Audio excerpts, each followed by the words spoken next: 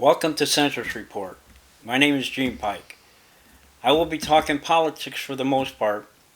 I may veer off on a different subject now and then, so we can't talk about politics without talking about Donald Trump. He's been haunting the country as a politician since the day he came down the escalator in 2015, and as a celebrity for decades. He is running again for president as the Republican nominee, mainly to keep himself out of prison. I have a hard time wrapping my head around the fact he is doing so well in the polls, if you can trust polls. Although I understand psychology like groupthink, this is hard to justify. When you consider his flawed character, his countless lies, the coup attempt, it's just hard to justify. It's surreal. He's been a liar and a con man his whole life. He's a bully, a racist. His narcissism doesn't allow him to think of anyone but himself. It's amazing for someone to reach the highest political position in the world and quite often acts like a 6-year-old. Perhaps Adam Kinzinger said it best at the Democratic Convention this past August. Donald Trump is a weak man pretending to be strong. He is a small man pretending to be big. He is a faithless man pretending to be righteous. He is a predator who can't stop playing the victim. Before becoming a politician, his lies and deceit didn't affect most Americans. That's no longer the case. His many lies have done harm, no doubt.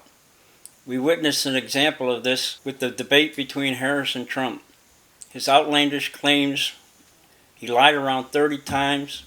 One of the lies he told was about Haitian immigrants, here illegally, mind you, eating cats and dogs and other pets in Springfield, Ohio. This resulted in bomb threats to schools and government buildings, upending the lives of the inhabitants, making young children fearful. This is just a disgusting display of somebody attempting to divide for his own political gain. Even if there was an incident or two of this being true, which I don't know of any, why would somebody running to be president of the United States repeat this? There is only one reason: to anger his base, in hopes of scoring political points. This is not the characteristics of a leader. It's childish, petty, and dangerous. I've never put a lot of weight on any debate. For the most part, they're just small campaign speeches. Questions are rarely answered, and for me, there's not much to them. But I will admit, this one was a little different. It showed Trump was not prepared for the debate, that's for sure. But it also proved that he would not fare well with world leaders. If he could be baited like this by Harris, just think what he would do with Putin. Trump could be flattered or goaded into doing something that's not in America's interest. I contend he already has. For example, it's in Putin's interest to destroy NATO, which Trump has advocated for. By all accounts, Trump lost the debate. Even Fox News and other right-wing outlets said he lost. But Trump, being the ultimate sore loser, he is claiming he won, partly because he's afraid to debate Harris again. Donald Trump looked weak and pathetic. But the lies about cats and dogs being eaten by immigrants, along with the thousands of other lies, is not the worst and damning lie. It's the one he continues with to this day. What's been dubbed the big lie. That is, the 2020 election was stolen from him, which he has been proven wrong. The damage this has done to the political process in this country is profound. Faith in our elections is a must for a republic to work. With misinformation, distorting facts, and of course the big lie, he has convinced a large portion of the population to believe it, making them not trust in our elections. This is a serious problem, and it may prove to be a violent one if Trump loses. All the propaganda and lying and distorting, this is something authoritarians have done throughout history. Plant seeds that the system is broken, casting doubts that the election can't be trusted. And of course, the only way to fix it is to elect said authoritarian. The big lie led to Trump refusing to participate in the transfer of power from his presidency to Biden's. He is the first U.S. president in our history to do so. He summoned a mob who believed in the big lie that resulted in the insurrection on January 6th. Goal being to illegally interrupt certification of the election and thus keeping him in power. The day of January 6th has been the focus, but it's much more than that. There were weeks of planning before the 6th, and probably before the election. That's a coup d'etat. And although the insurrection failed, we can only guess what the results would have been if it had not. Trump will absolutely try to steal the election again. There have been a number of things put in place already for the next attempt, and the big lie is part of that. He has repeatedly refused to answer if he will concede if he loses. Trump can't do this alone, though. He has help. Allies in Congress, in the judiciary, and of course, political pundits of all kinds, including Fox News and other right-wing outlets. Republican state legislators have enacted laws to manipulate and intimidate the vote, and he has already convinced his supporters that once again, he cannot lose unless it is rigged against him. Another tactic Trump has employed with great success, manipulating the judicial system, even the Supreme Court. It shows our judicial system is lacking and is begging for reform. Trump has been able to delay all his court cases because he's an expert on going to court. Trump has been to court in some fashion over the years 3,500 times, so perhaps he is best at something. He just influenced a judge to interfere in the upcoming election. Ironically, the judge believes he made a decision that would not interfere. I am referencing the postponement of Trump's sentencing in the hush money trial in New York. He was convicted on all 34 counts and is awaiting sentencing. He is a convicted felon. I am not going into all the details. I'll let you do your own research. But in my opinion, the judge is depriving the American people of the full grasp of what Trump has done. This holds true with Jack Smith's case. The American people need to know and understand what this man has done. The federal judge in that case released the filing of Donald Trump's efforts to overtake the 2020 election loss. It provided more information of the actions Trump took to achieve that goal. No surprise, Trump argued on his Truth Social account, they disobeyed their own rule in favor of complete and total election interference. He is referencing the Justice Department's rule that they won't put out anything that may influence an upcoming election 60 days beforehand. Of course, back in October 2016, when FBI Director James Comey made his statement about Hillary Clinton's emails, Trump had no problem with that and in fact promoted it. Now Trump is claiming the release election interference. But I contend it's not interference. In fact, it would be interference not to release it. Because in a normal time, if Trump wasn't allowed to postpone his case to the extent he has, the issue would likely be complete and Trump would be facing the consequences. That would be an informed vote. And it should be the same in all the cases. The Republicans say they are the law and order party, but are willing to put a convicted felon in the White House, having a criminal leading the U.S., but dishonesty seems to be the norm on the right. Right likes to dismiss comparisons to Hitler.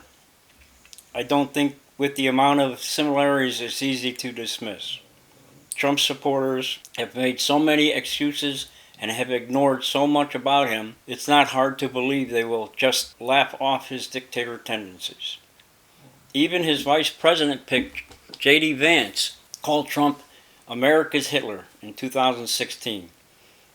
His remarks back then still hold true. It seems he never changed his mind about Trump's character.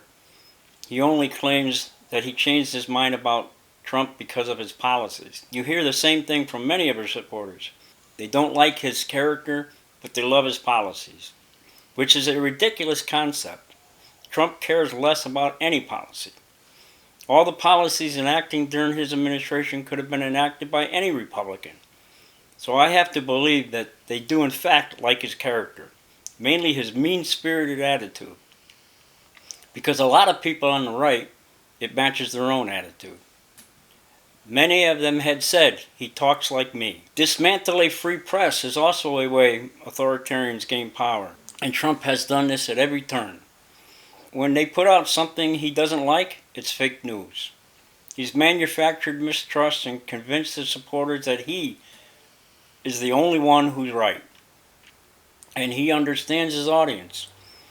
Trump says he likes the uneducated. They are not likely to get information from any other reputable source. Any education they would get if they weren't listening to just one-sided view. And the right-wing media work very hard to make sure that's all they get. From the very moment Trump came down the escalator in 2015, he has promoted division, another key element in achieving a goal aimed at authoritarian rule. Creating enemies through othering is a hallmark. Talking about Hispanics in a derogatory way was just the beginning. We've been warned for quite a while now that Donald Trump is a threat to democracy, coming from an array of people on the left, the right, and moderates. But Trump and his sycophants have been trying to turn this narrative around, saying that Democrats and people on the left are the danger. They base this on Democrats just spending too much money and will turn America into a socialist society. For Republicans, everything is about money. So they want you to believe democracy is in danger because Democrats want to help American people live better lives, compared to Trump and the Republican Party controlling American lives, achieving that goal through the Heritage Foundation's Project 2025. If by chance Trump wins the election, make no mistake, he is going to try to turn the government into authoritarian rule. I don't know if he'll be successful, but I believe he will try. And there are many things that point to this. When Trump says things that are outlandish, he is doing so to get his supporters used to the idea. I will be dictator on day one. According to Trump, he said this in jest, and it was only to close the southern border and to increase oil drilling. But we are already the largest producer of oil in the world. But I believe he says these things to make his supporters comfortable with the idea and that it is justified. When he said to the Proud Boys, a far-right, neo-fascist, militant, white nationalist organization, to stand back and stand by, was that in jest? I don't think so. Character does matter. Trump is someone who lacks integrity, loyalty, empathy, and a number of unflattering traits. Any person that has to boast as much as Donald Trump does is obviously immature and insecure. Trump is going to wave his magic wand and make it all better. Donald Trump is a person with a bad attitude, and his bad attitude affects his supporters, which in turn affects the country. You really want to live in another 4 or more years with this negativity and chaos? I'd like to read you an excerpt from a post I put on my website, centristreport.com, back in January 2017. November 8th, 2016 will be remembered as the start of one of the darkest periods in American history. The election of Donald Trump to President of the United States and the near complete takeover of the federal government by the Republican Party may possibly be the most erroneous test of our democracy since the Civil War. Mind you, that was before Trump took office and was based on his campaign, and for the most part, it was based on his character. There were a number of people, including myself, that could see what was coming, and sadly, I wasn't wrong. So let me summarize. Trump's character falls in line with what makes a dictator. First, you have the consistent lies, also supported by propaganda, othering, making enemies out of innocent people, breaking down our institutions, the free press, the judiciary system, making a mockery out of law and order. And of course, you have to be a narcissist, which, by the way, is a mental illness. And last but not least, a coup attempt. I may have missed something here, but you get the gist. These are all the characteristics of somebody who does not believe in democracy. We saw it in the chaos of Trump's presidency. We saw it in the events of January 6th. I, for one, don't want more of what Trump has to offer. Thank you for listening, and I'll see you next time, where I hope to talk about some of the issues that the candidates are running on, probably mainly the economy. Thank you.